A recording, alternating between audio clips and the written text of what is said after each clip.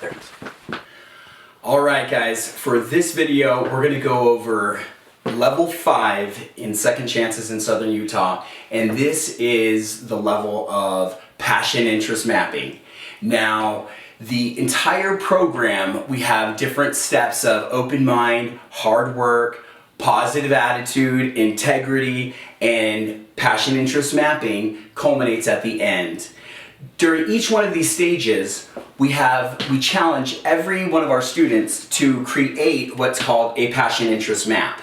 And kind of setting the backdrop for you, I want you to understand that passion interest mapping is an ongoing, living, breathing map in our lives that gives us the direction, and it gives us the foundation and helps us to understand what it is that we are doing every day we're here in the program, every day that we have the gift of life. When we have that perspective and when we have that roadmap, we want to be able to put it into action.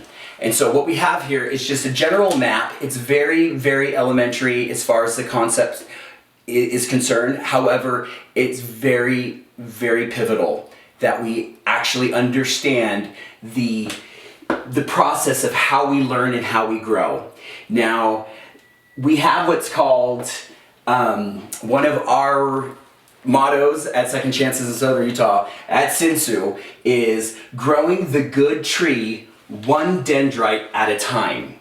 Now, for some of you former students of mine, you guys already understand the whole concept of how we look at dendrites. For a lot of you parents out there that don't know or haven't been taught this lecture from me, we have what's called a dendrite, which is like a muscle in our brains. It's actually a structure that when you learn something, when you learn anything, it either has a network that it's already connected to, or it creates a new dendrite. So for example, hi, my name is Quin, you've never met me before, and you have a dendrite that will say Quin in it. Then when I tell you more about me, and I say I come from a coaching background, I've coached gymnastics for the last 19 years of my life, and I love it. It's one of my passions. Right away you think of gymnastics, and you might have the network that says gymnastics. Oh, yeah, I know Mary Lou Retton, the famous, amazing powerhouse of a gymnast that won the '84 Olympics. Incredible. Gymnastics. And then you might think of another Olympic champion, like we've had a bunch lately in gymnastics, and because I'm a fan, you might think, oh yeah, Nastia won the '08 Olympics, and then Carly Patterson won the '04 Olympics, and then there's Gabby Douglas that won the 2012 Olympics, and Simone Biles, amazing Simone, won the other. And so your brain connects Quin, coach gymnastics, and all of these other connections, and it builds a network. That network is how we see the world. And so a lot of our students, when parents are reaching out to us, a lot of our students have invested a lot of time into creating negative dendritic pathways in their minds. They've actually cultivated these negative dendritic pathways through their friends, through the excessive video games, through the social media, through the negative relationships, through the Snapchats, through all of these dendrites of just promiscuity, some drug use, some underage drinking. A lot of these negative dendritic pathways are so strong that when you try to reason with your daughter, when you try to talk some logic into the path that she's creating for herself, she can't even see it because the network is so thick with the negativity. Enter in Second Chances in Southern Utah. Enter in your decision to act and to trust us with the greatest trust that parents can do, and that is entrusting us with their daughters. Knowing what that feels like as a parent, I have 6 kids, I have 2 stepsons, and I also have 4 biological children. I understand the hardships that you have with raising children. And I understand that to trust them to somebody else's care is the greatest trust, and we take that very, very seriously here at Second Chances.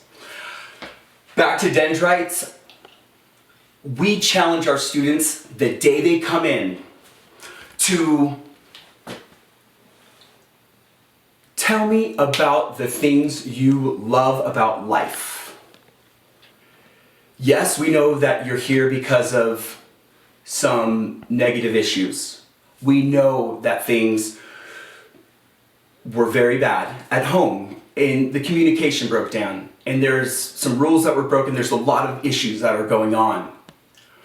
When they come into Second Chances, in addition to the clinical help with our licensed therapists, our psychiatrists, our doctors, in addition to that, on the residential side of the character building growing principles, we challenge them to start stimulating the dendrites that are positive.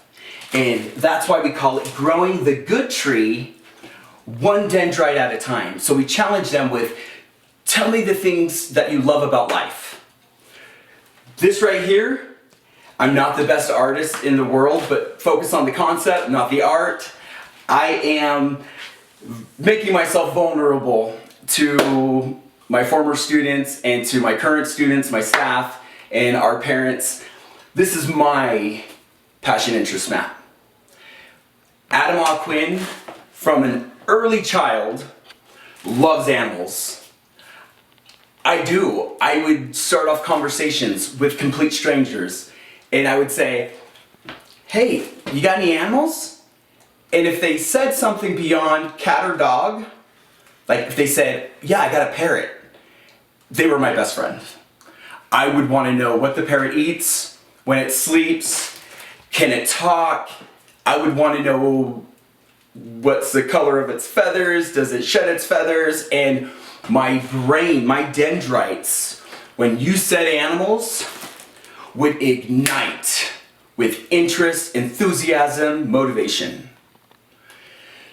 Same thing with gymnastics, same thing with psychology. A wise professor once taught me in college, the question of psychology is, why do we do the things we do?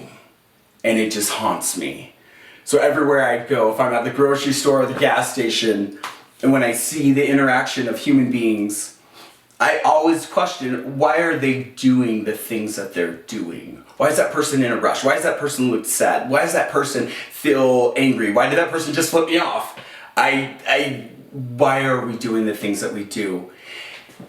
Being involved in treatment 24/7, I understand that there is more that goes in to just the individual licensed therapy, the group sessions, the meetings with the appointments with our psychiatrists.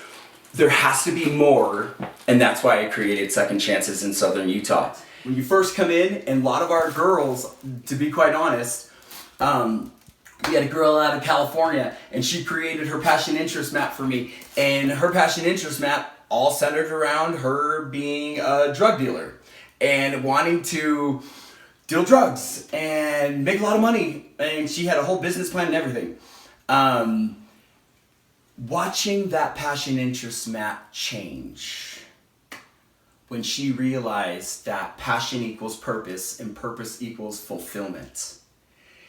Knowing that the concepts that we were teaching her were, you label your passion interests, the things that you love about life, as your root foundation, and then you pre-plan the steps, each dot that it's going to take to turn my love of animals into possibly opening up a nonprofit shelter for animals, to train animals, to give back to human services, to be able to exercise this process. Well, I got to graduate from high school.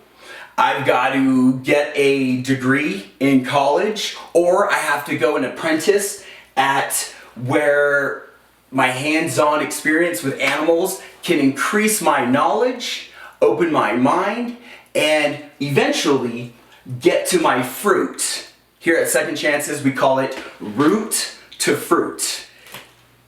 Stephen Covey said, beginning with the end in mind.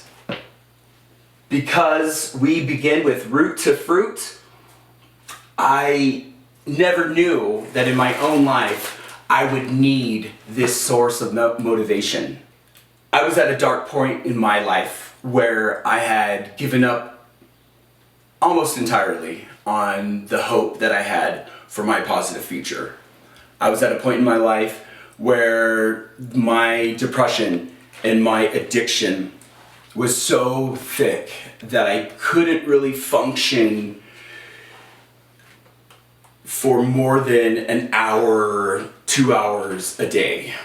And I was heavily involved in a drug addiction and my alcoholism, where I started to realize that I was pretending to be the sober me. I was pretending to be the happy me because my depression was so thick. When I self-admitted into rehab and I reached out for help for my family, was this mile-long, deep hole, and I was at the bottom of it, and there's no way out. I remember distinctly being on my bed at my brother's house, because I was basically living out of everybody's couch in my family. Thank you, family, by the way. And I remember thinking, I used to love life. I used to have so much enthusiasm for life, and how did I get that motivation? What was driving me? And I thought about the childhood me. I thought about little Adam that would run up to people and ask them, hey, do you have any animals? And I remembered, I forgot that it's okay to love life. It's okay in a childlike way to approach the things that you love and to create the dendritic networks of Quin, love animals, and I want to learn about animals, and I want to be with them, and I want to go out and serve and be a part of the whole process of animal caretaking and learning about them. And the motivation started growing. I remembered that I loved the outdoors. I loved to fish. And I got up that day and I went fishing. I did. And I went fishing every day until I could find the reason to really understand what was feeding me, what was motivating me. Long story short, we have the foundation of the things that we love, and that creates our foundation about what we want to invest our time into. And so here at Second Chances in Southern Utah, we have a whole passion interest mapping program that is intertwined with our accredited academic program.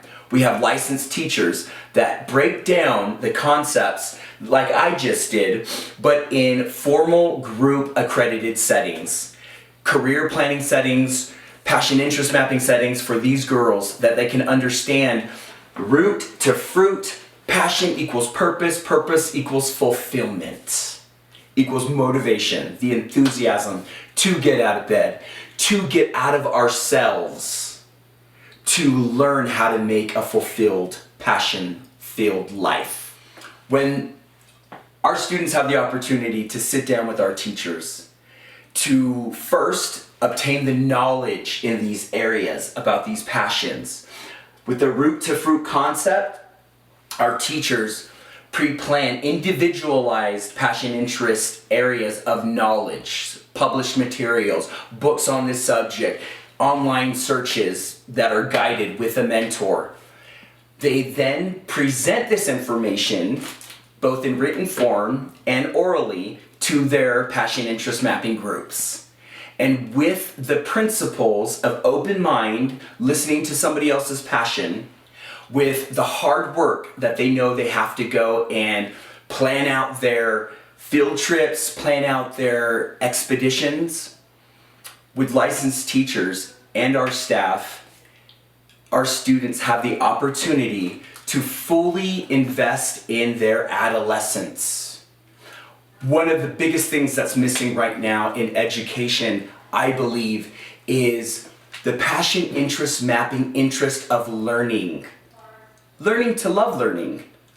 Learning to be enthusiastic about the things that they're learning, to turn on these dendrites in their brain, to fully engage in their education. We understand that tapping in to the core motivation of what drives each individual girl is different.